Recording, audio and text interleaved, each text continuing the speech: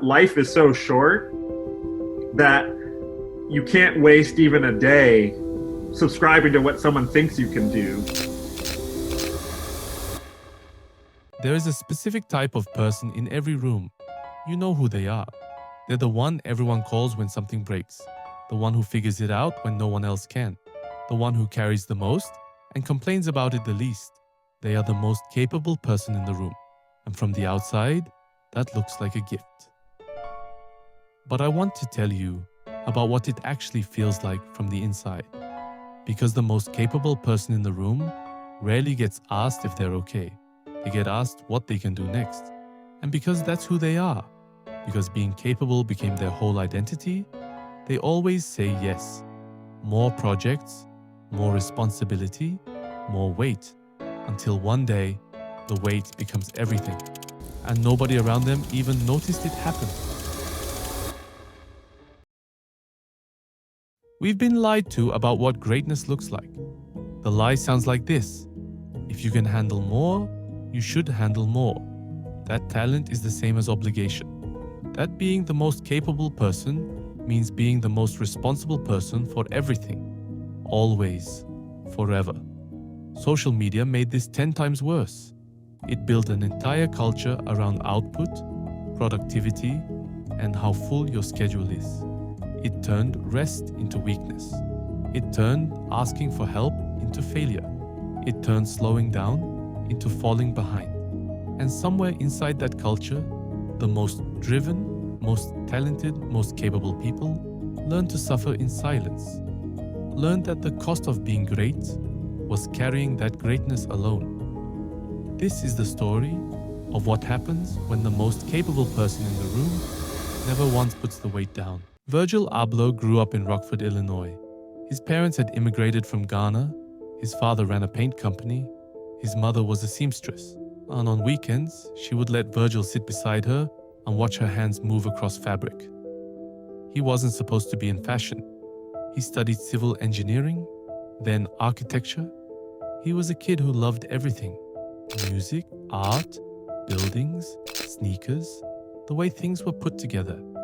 He once said, I'm only going to put 50% of my effort into school, quote unquote school, and I'm going to raise my interests up 50% to actively treat them equal. That's when I started DJing. That's why hip hop and music. I was like, that's not low. That's not what I do outside of school. That's what I do. That's what I'm into. He started making clothes with a small budget and a Caravaggio painting. He screen printed hoodies and gave them to friends. He said later, I just made this and gave them to my friends. And that's literally why I'm standing here. He wasn't chasing fashion. He was just making things he believed in. And then everything changed. He founded Off-White in 2013. Not just a brand, a statement. Quotation marks around everything. Construction tape as design, streetwear sitting next to fine art without apologizing for being there. He said, I have this brand Off-White only to tell stories. I don't have it to do traditional fashion. I want to draw a line between that and the opposite, and that's the zigzag. Now I'm free to articulate. He designed the most important sneaker collaboration in history with Nike, the 10 collection. He walked into boardrooms that had never had someone like him in them.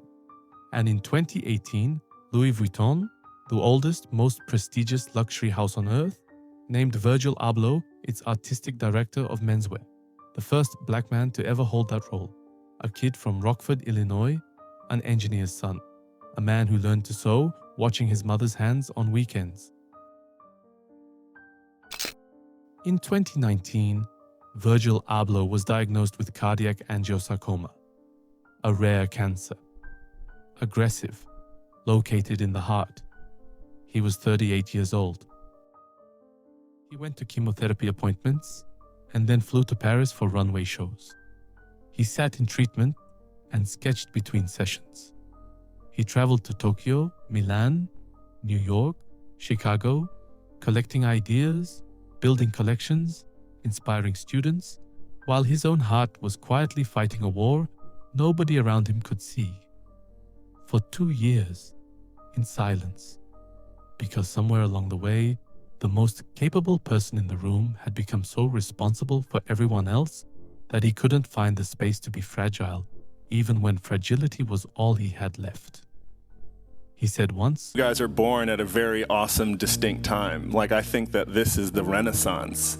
Don't get sort of trapped into like this, everything sucks, the world is like coming to an end." He said it for them.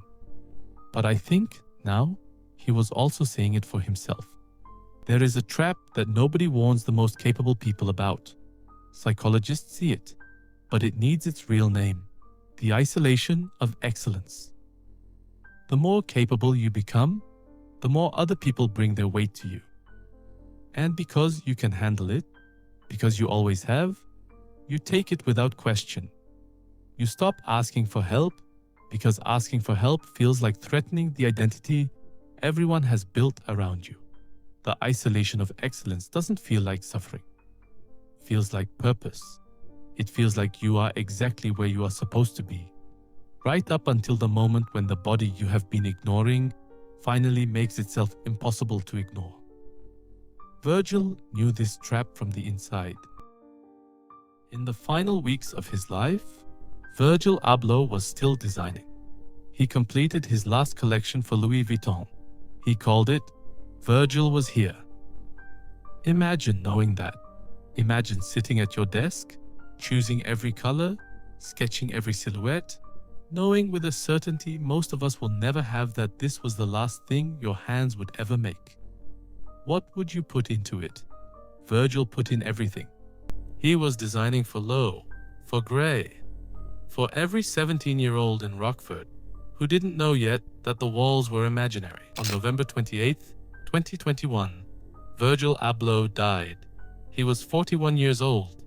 The fashion world stopped. I want to ask you something.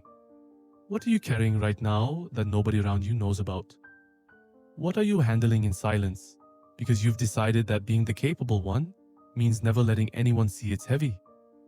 Because the isolation of excellence doesn't only live in genius designers and world-changing artists. It lives in the student who helps everyone else study but never asks for help themselves. It lives in the person who is always the strong one in their friend group and has forgotten what it feels like to be held up instead of holding. It lives in you. Every time you say, "I'm fine," when you are not fine. Every time you take on more, because you know you can handle it and no one else will. Virgil Abloh changed the world and carried his own quietly, alone, until there was nothing left to carry. He gave us the rainbows. He gave us the proof. He gave us the door. And the question he would want you to ask yourself, the only question that matters after everything you just heard, is this: who are you giving yourself to? Stop performing. Stop pretending the weight isn't heavy. Stop measuring your worth by how much you can carry alone. Tell someone what you are going through. Not in a post, not in a caption, to a real person. Today, pick up the thing you stopped doing because you got too responsible to keep doing it.